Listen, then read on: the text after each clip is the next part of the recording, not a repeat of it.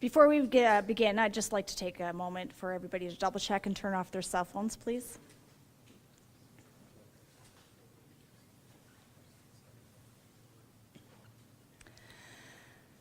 Good morning, my name is Sergeant Jennifer Trimble. I'm an officer here in Corporate Communications.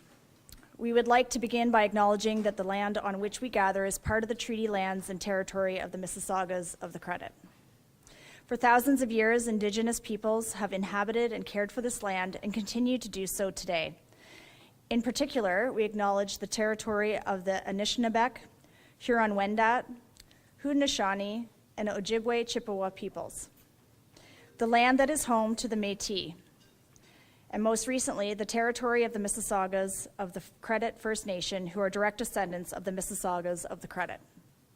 We are grateful to have the opportunity to work on this land, and by doing so, give our respect to its first inhabitants. Welcome, and thank you for attending this important launch. Today, we are announcing details of anti-human trafficking training for all officers within Peel Regional Police. After this announcement, there will be an opportunity for questions. We ask that all questions be related to this specific event. I ask that you please limit it to one question with one follow-up so we can answer as many inquiries as possible. Please use the microphones located on either side of the podium to ensure you're clearly heard and understood. A media release will be issued shortly after the conclusion of this media update and will include links to all of the information provided today. A full video of this conference will also be available on the Peel Regional Police YouTube channel. I would now like to call to the podium Chief Duraiappah. Thank you, Jen, and good morning, everybody, and thank you for joining us this morning. We're in Peel today to make a special announcement about how Peel Regional Police is combating the very human nature of human trafficking in our region and its impacts. I'd like to take a moment first to introduce our special guests and our partners that are here today. Of course, I want to welcome our Honourable Sylvia Jones, Deputy Premier of the Province of Ontario, Minister Michael Kerzner, Solicitor General of Ontario. Thank you both. We're extremely happy that you're both here with us. Of course, Timea Nagy, who is the founder of Timea's Cause, an educator, an activist, survivor who's dedicated her life and is known internationally for the work as it pertains to eradicating human trafficking. Of course, I want to recognize a chair of the Region of Peel, Nando Yanika, who has joined us, and also a member of the Police Services Board. Our Police Services Board Chair, Mr. Ron Chatta, and Board Executive Director, Rob Serpe, that are here with us.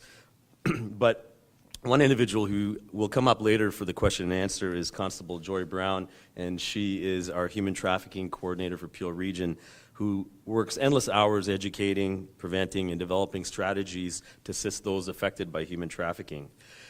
Human trafficking is a real problem in our community. We know that in the GTA, well, first of all, nationally, we understand that 62.5% of the charges laid for human trafficking originate from the GTA. It's one that not everybody sees on a day-to-day basis. It's very hard to detect and an extremely complex investigation. However, what we also want to recognize is the exponential impact that is often underestimated on the survivors and families of those who are impacted by human trafficking. And this is why we're tackling this issue head on. We are committed to new and innovative solutions. Many of you have heard me talk about the need for collaborative responses to traditional matters. And the way we're doing that is through the work that we're demonstrating today.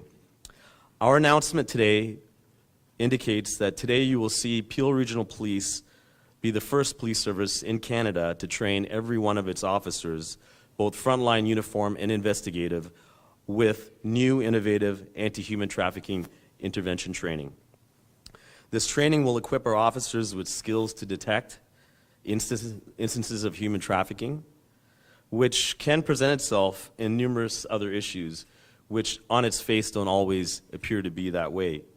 We know also statistically that an officer can interact up to 3 times with a survivor or an individual affected by human trafficking before it's even detected. It also goes one step further to allow our officers to find opportunities to better support victims of this crime during calls for service. So we're thankful that we've developed this training in partnership with Timea Nagy, who, as I said, is an incredible advocate and a survivor of human trafficking, an educator, an activist who has led this groundbreaking work. With Timea's training and expertise, over 2,200 officers will gain the appropriate tools and expertise to detect human trafficking. I want to highlight that in many cases it takes even multiple attempts after human trafficking has been detected for a victim to leave the situation. And sometimes that may be up to 7 times before a survivor chooses to leave or has the opportunity to leave. And during this period of time, it is an extremely risky situation for the victim. It can lead to future violence by the trafficker. And that is why we want to ensure that our officers are equipped to accurately detect these instances, but also to be able to take the appropriate measures to find safe off-ramps. Some of these measures include supporting victims. Here in Peel Region, we do have a fulsome commitment by the Region of Peel to address anti-human trafficking. One of the programs we call Encourage, which is designed to provide specialized crisis supports for survivors, referrals to care, but also immediate and ongoing case management. I would like to thank, of course, today, the provincial government for their strong support of our anti-human trafficking initiatives and willingness to provide police officers with the tools they need, but also linkages to community supports. We know that this has been a mandate for this government. Thank you both for your continued support. An example of this is even in 2021, the Combating Human Trafficking Act, which was passed here in Ontario.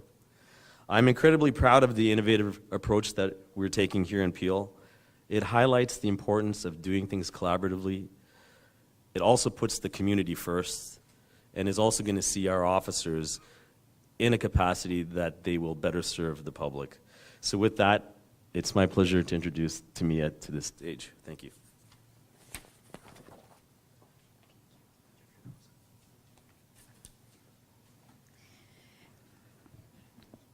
Good morning. It's such an honor to be here. Thank you very much for the invitation, and thank you all for turning out for this announcement. Little nervous, not every day I have 15 cameras in my face, but we will get through this. Today is such a full circle moment. My name is Timea Nagy. I am a survivor of human trafficking. I'm also a CEO and founder of Timea's Cause and TC Online Institute.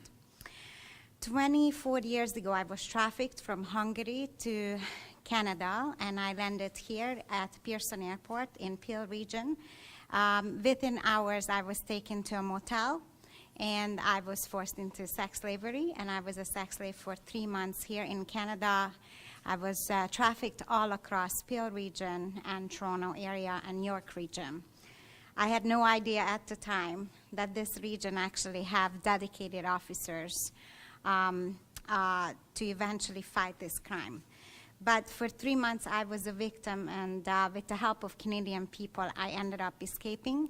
And fast forward 10 years later, I started a new life here, and I started a safe house, the first safe house in Ontario for victims of sex trafficking. And the first few agencies were Peel Regional Police, who actually took up on our services. It was brave at the time. We didn't even have insurance. We eventually got insurance.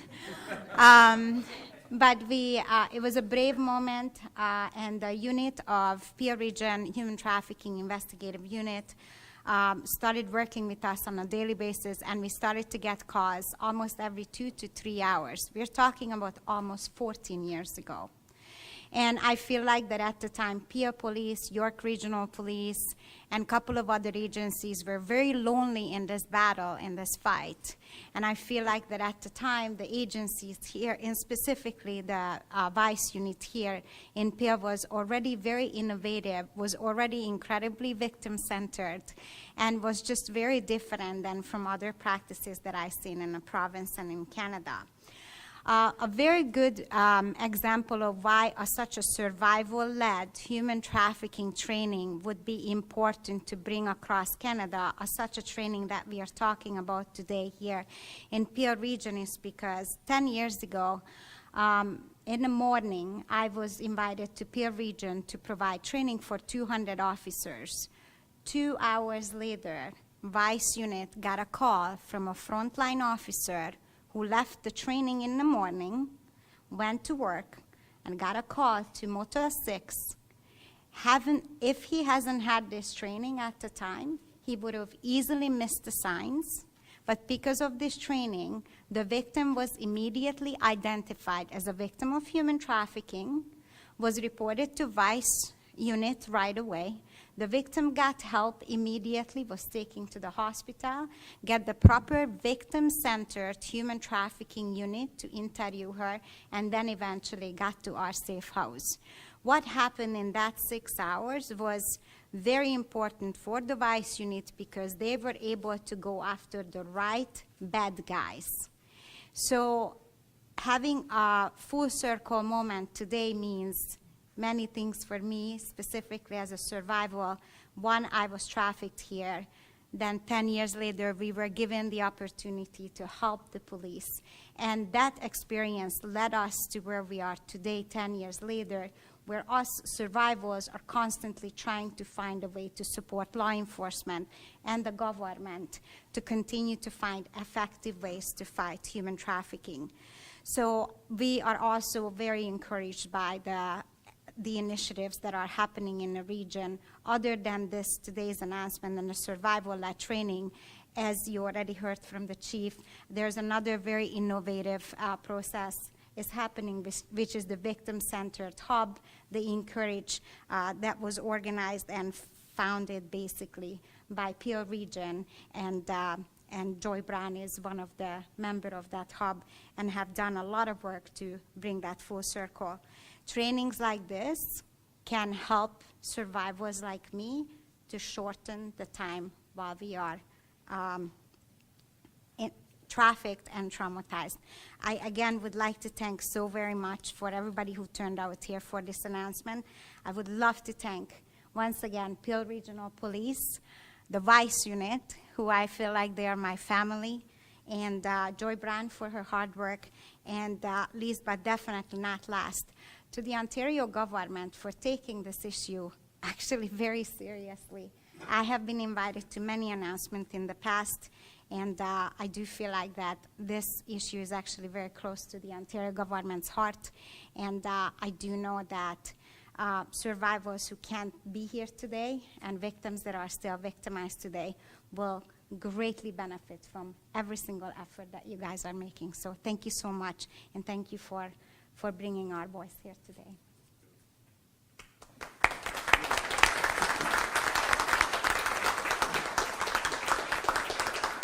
Really, thank you, Timea. We sincerely appreciate your footprint here. We would not have been here. And I would be remiss to not acknowledge the about 20 other community partners and stakeholders that are here with us today, some who have been advocates and invested in the work that's being done here in the region of Peel from the Anti-Human Trafficking Roundtable. So thank you all for in attendance. At this point, it's my privilege to welcome the Honourable Sylvia Jones, Deputy Premier for Ontario.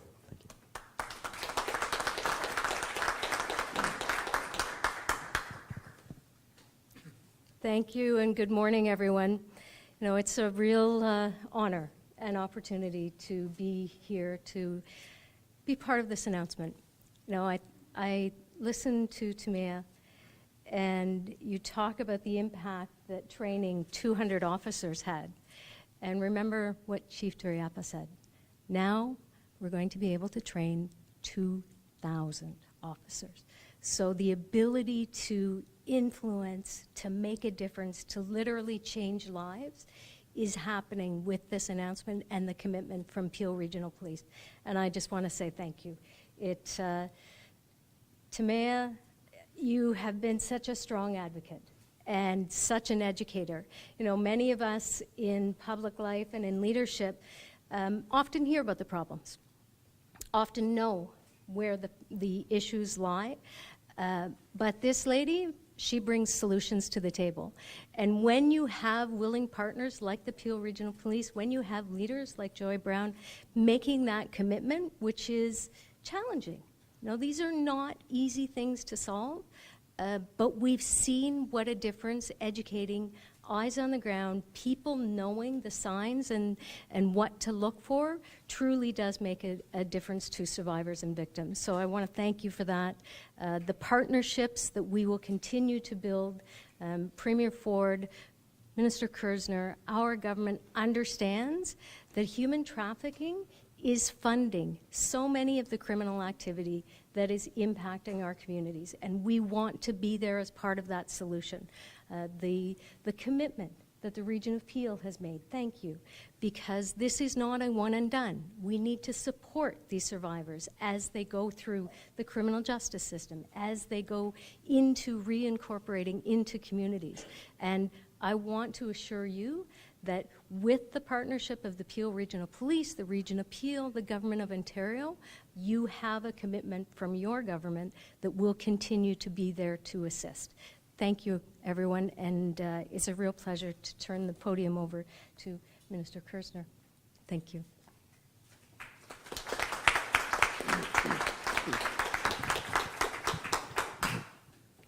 Good morning. It's a great honor to be here. C'est un grand honneur pour moi d'être ici avec vous aujourd'hui.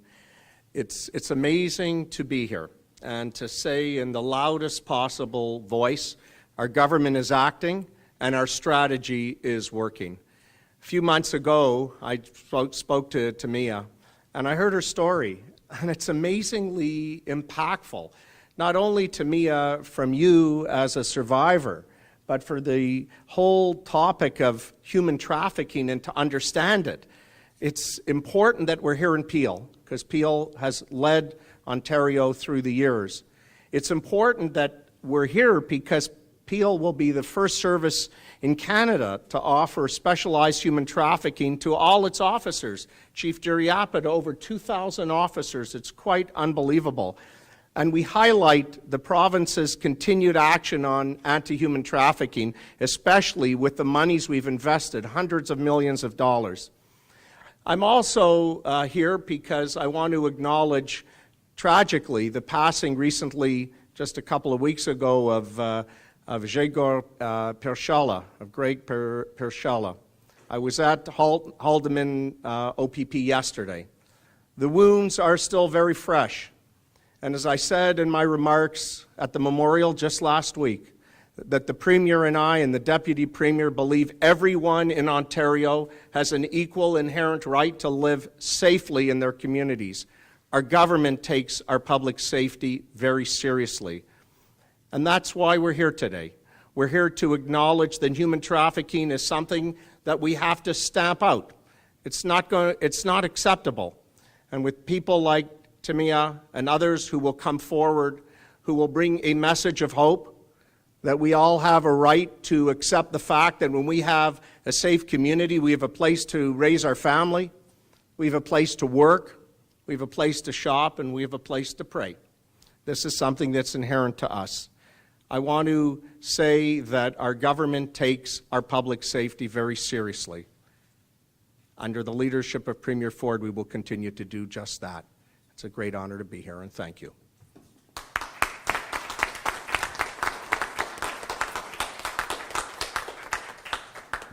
Thank you. I think at this point we're going to open up for questions of the speakers, and I'd invite Constable Joy Brown to join us. There are 2 microphones, I believe, on both sides. Hello, this is Miriam Medaya from CBC Radio Canada. My first question is actually for the Chief of Police. Will this training be mandatory for all officers, including investigators? And maybe a follow-up for Mr. Kerzner. Is it going to be like a pilot project for other police corps that you would like to see in the future?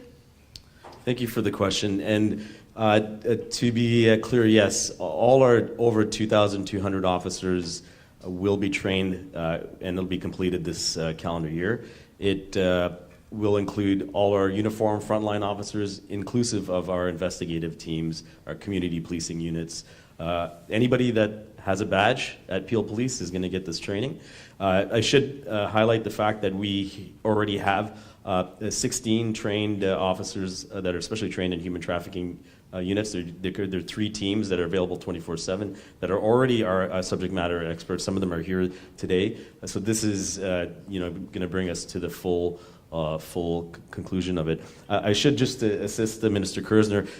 Part of the delivery of this is in the vehicle of in-person, of course, but there are modules that are electronic-based or e-based learning, because we know the amount of training that officers have to have that are legislative and discretionable it's quite a bit these days for any police agency across Canada. So the vehicle for training is also being flexible, which makes it, and it is currently available to certain agencies should they need it. But Mr. Kerzner, maybe I'll offer the second part to you.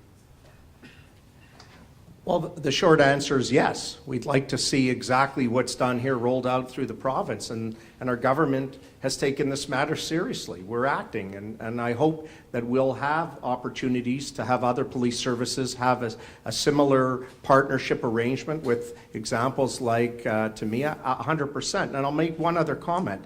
I think that the Ontario Police College has another opportunity to help, as they're doing now, teaching and taking the best of what Peel is doing here and with Timea, and helping to teach the new cadets that are graduating. Just a couple of weeks ago, we graduated 460 cadets at Ontario Police College. I'm really proud of that. And this is another example. Yes, the short answer is yes, we want to bring this forward. And I understand you speak French. Would you care to comment in French, please? Well, I'm still working on my French, so the short answer is yes. We want to do everything we can, but in a few months I'll be able to answer it very fluently.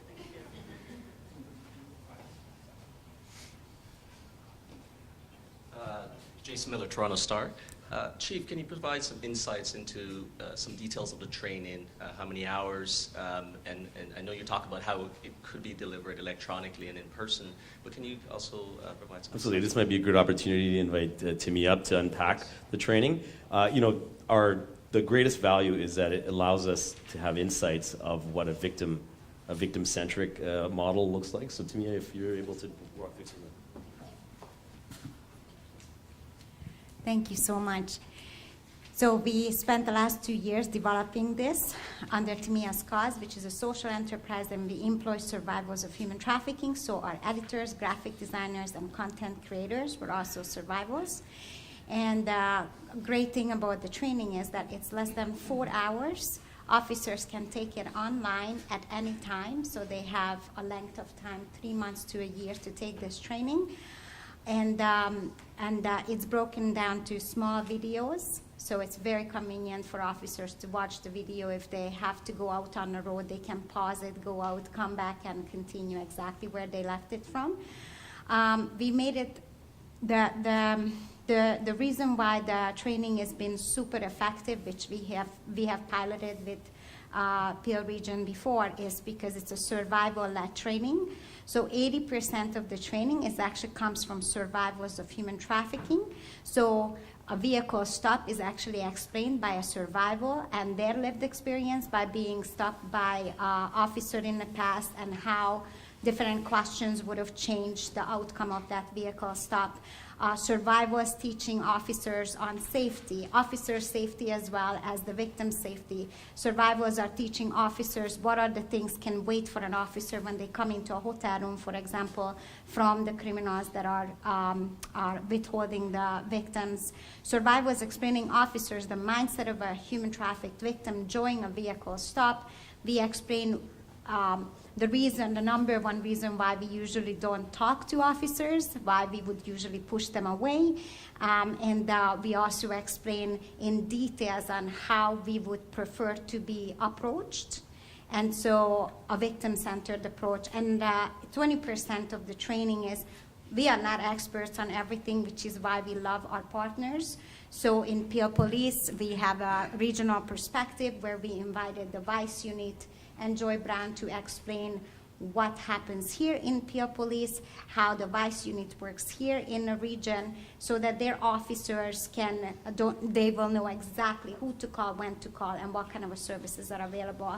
And we also invited officers to explain best practices from their perspective, and also legislations and such. So 80% survival-led, and 20% comes from law enforcement and prosecutors. Wonderful, thank you. And just a follow-up for the Chief. Thank you, Timea. I appreciate that. I know you've mentioned that 62% figure at the top of the presser there, but can you talk about any other statistics about what you've seen in recent years as far as the presence of human trafficking in Peel, any trends that you can pinpoint? Yes, without a doubt. I think, Peel region, I think for the mere fact that we are a confluence of all our major 400 series throughways, many hotels. There's different industries that are here that draw to it. With Pearson International Airport, we tend to see human trafficking know no boundaries. It really does cover the GTA, and if not the province. But Jason, some of the other related items that are with it is, the offense of human trafficking is almost always interrelated with another subset of crime, whether it be firearms trafficking, drug-related, homicide, violence, and other forms.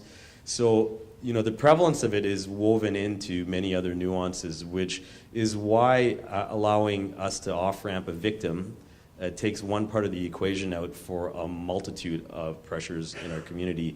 And I know that here in Peel, we have had one of the longest-standing human trafficking portfolios. Our members here are national experts on human trafficking, if not international.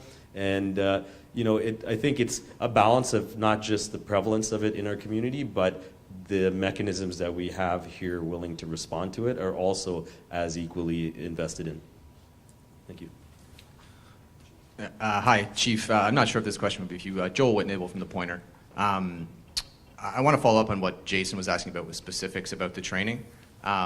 Will there be a requirement for the training to be recurring? I just think about how often the tactics of human traffickers change, and I guess maybe it's for Timea as well. I'm not sure but whether this training will be updated and whether officers will be required to take it on an annual basis, biannual, or what have you. Great, thanks, Joel. I'll invite Joy and Timea maybe to speak to that. Sure.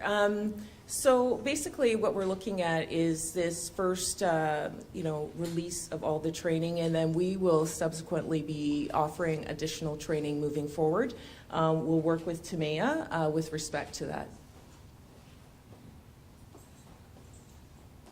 Also, to that note, the beauty of this training is that it was actually designed that 80% of the content, which is the mindset of a human trafficked victim, and the trauma and how we react to law enforcement, unfortunately, that will not change for years to come.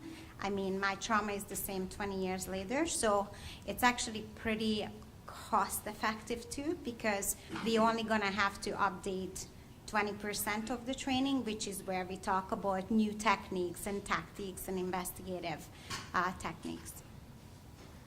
Excellent, thank you both. And I guess my follow-up for the Chief. Chief, I know you've put your budget request into the region of Peel already, and there are new officers included in that. Is there any thought to maybe expanding the size of the Vice Unit or the Human Trafficking Unit itself? I know that having this training available for all officers essentially makes all officers almost a part of that unit being able to identify signs, but I think having a dedicated officer who works on this 24/7, 365 is a bit different and perhaps more impactful. So I'm just wondering if there's any thought to maybe adding some of those officers that you're requesting in 2023 to that unit, or maybe shifting resources available into that unit itself. I think, the reality is I'd love to expand all my units, but it's practically impossible to do that. I think, this year to be this safe is, and maybe my investigators have to plug their ears, I'd love to grow them. And the realities are they really do need the resourcing and support because, conceivably more officers on a 24-hour basis that are maybe detecting it is going to have a downstream impact on volume of caseload and work. So that is something Deputy Chief Milanovic and I are looking at.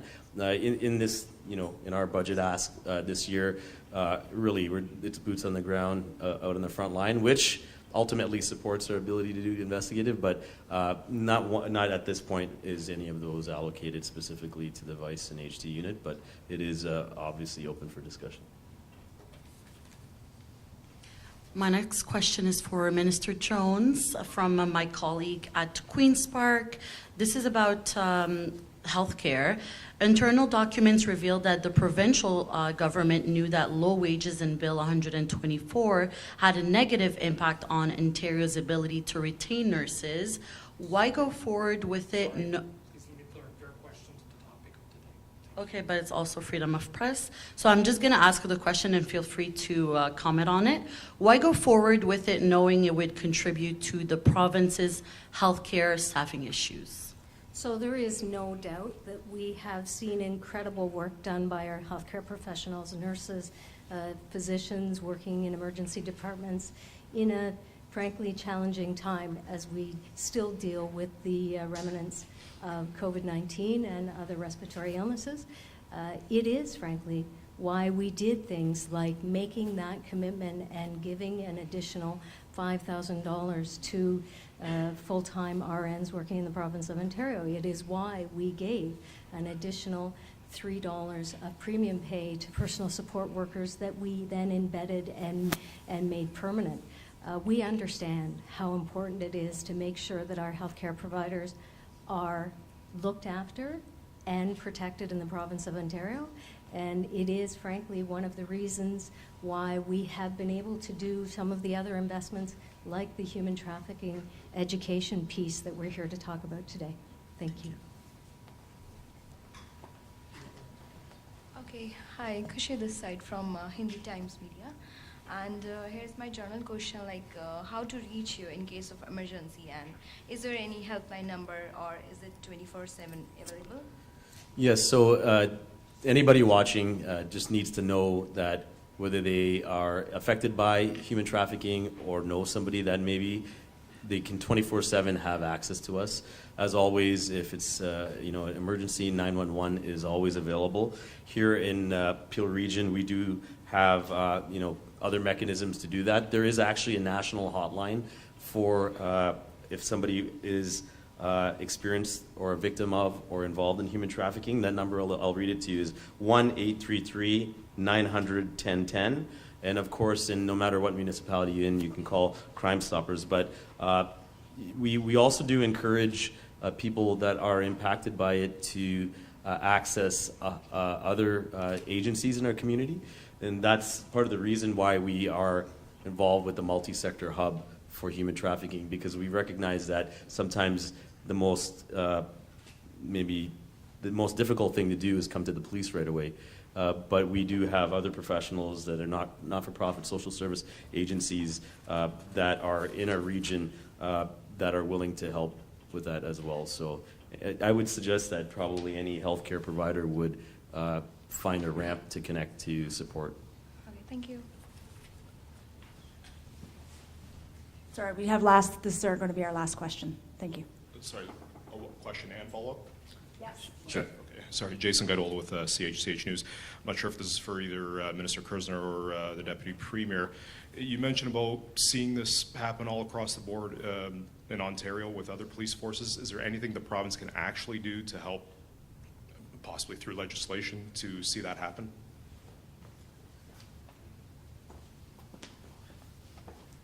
So our government has actually passed the first in Canada, actually, anti-human trafficking legislation, and it covers many aspects through the judiciary, through education and training of our frontline police officers.